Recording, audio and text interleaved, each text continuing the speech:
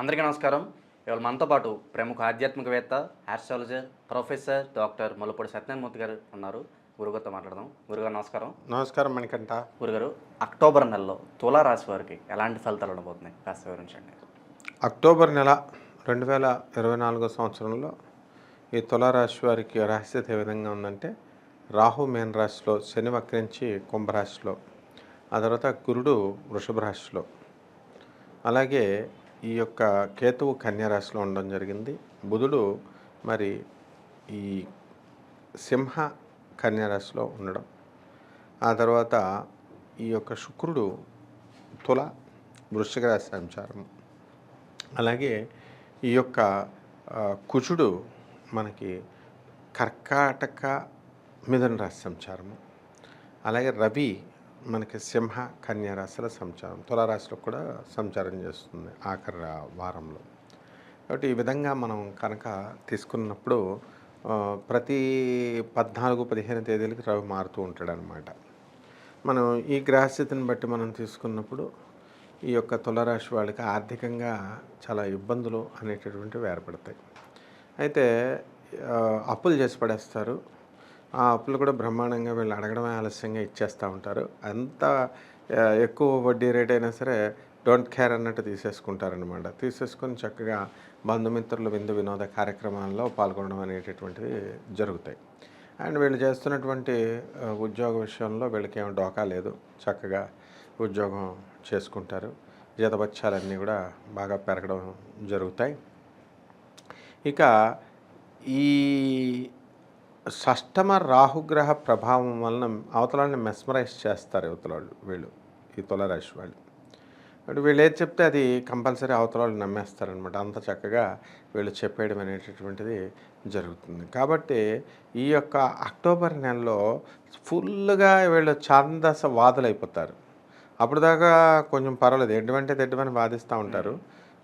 అదొకటే డ్రాబ్యాక్ అనుకుంటే కాస్త చాదస్తం అనేటటువంటిది ఉంటుంది, కానీ అది ఇంకా ఎక్కువైపోవడం అనేటటువంటిది ఈ కేతుగ్రహ ప్రభావం వలన జరుగుతూ ఉంటుంది అనమాట.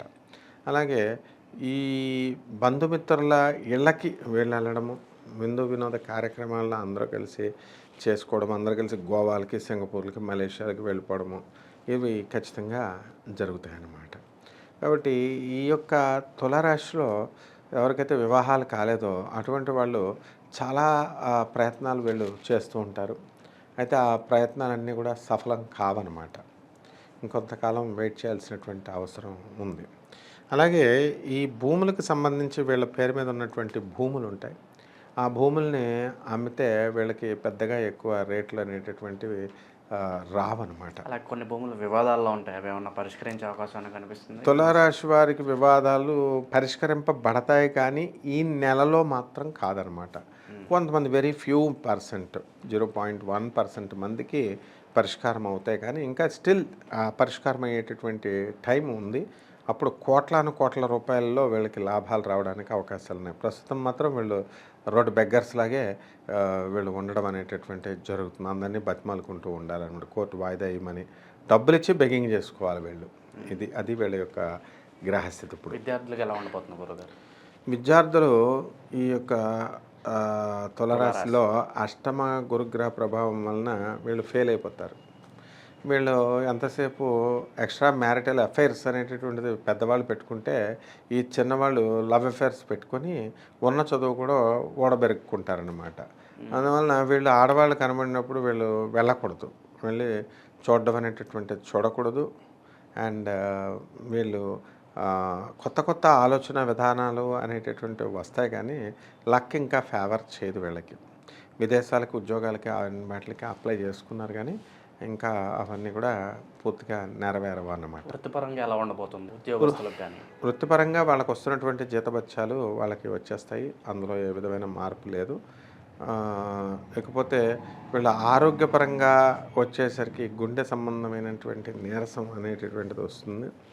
అండ్ వీళ్ళంతా కూడా ఈ తులారాశి వాళ్ళు ఏంటంటే ఎడ్డమంటే తెడ్డం వాళ్ళు అనమాట. కాబట్టి వీళ్ళు ఎవరు చెప్పేది వినే సమస్య ఉండదు.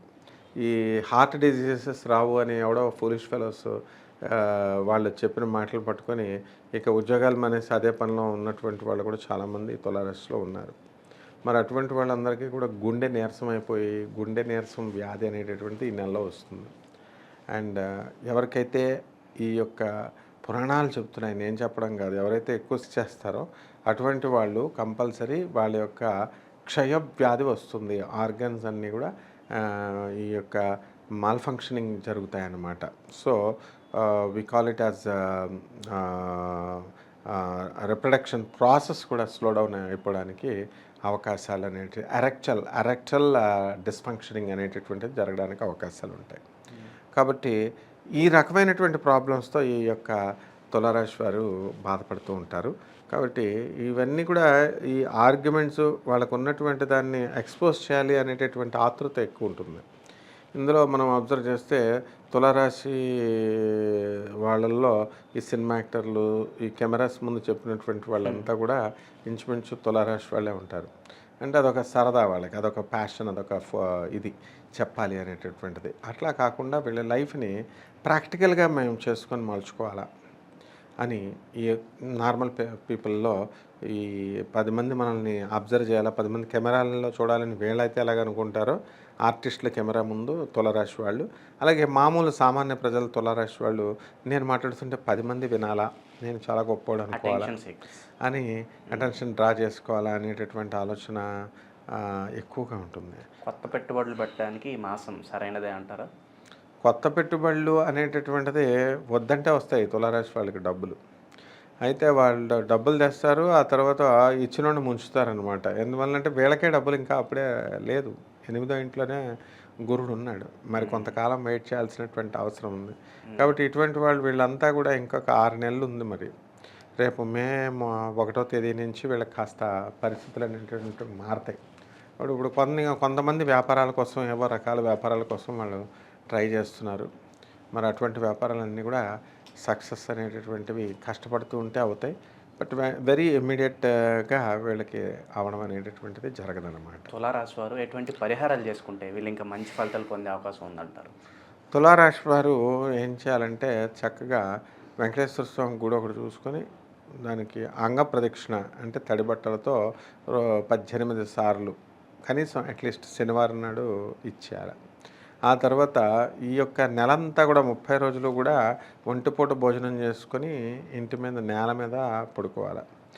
పడుకొని అంటే చాపేసుకొని పడుకోవాలి.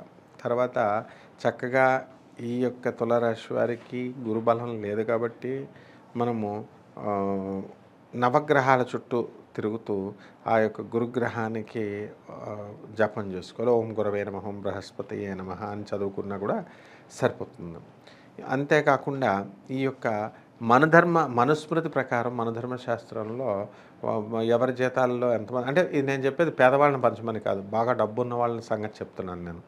ఒక గవర్నమెంట్ ఎంప్లాయీ, ఒక సాఫ్ట్వేర్ ఇంజనీర్, ఒక డాక్టర్, ఇలాంటి వాళ్ళు ఉన్నారు వ్యాపారస్తులు. వీళ్ళకి డబ్బులు బాగానే ఉన్నాయి. పాపం పేదవాడు చిన్న ఉద్యోగాలు చేసేవాళ్ళు ఏ దాన ధర్మాలు చేయాల్సినటువంటి అవసరం లేదు. వాళ్ళ స్థాయిని బట్టి వాళ్ళు ఎప్పుడూ చేస్తూనే ఉంటారు. ఇక బాగా ఉన్నటువంటి వాళ్ళు ఈ మన ధర్మశాస్త్రం స్ట్రిక్ట్గా పాటించాలి వీళ్ళు. అంటే వాళ్ళ యొక్క జీతంలో 10% అనేటటువంటిది కంపల్సరీ పేదవాళ్ళకి వీళ్ళు ఖర్చు పెట్టాలి. పేదవాళ్ళని వెతుక్కోవడం కూడా వీళ్ళదే డ్యూటీ.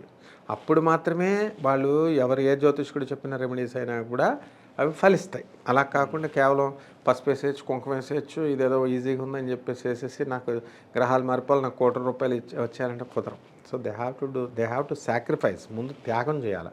త్యాగం చేస్తే సక్సెస్ వస్తుంది. అక్టోబర్ నెలలో తులారాశి వారికి ఎలాంటి ఫలితాలు ఉంటాయి, అలాగే మీరు చేసుకోవాల్సిన పరిహారాలు తెలియజేసినందుకు ధన్యవాదాలు గురు. ధన్యవాదాలు.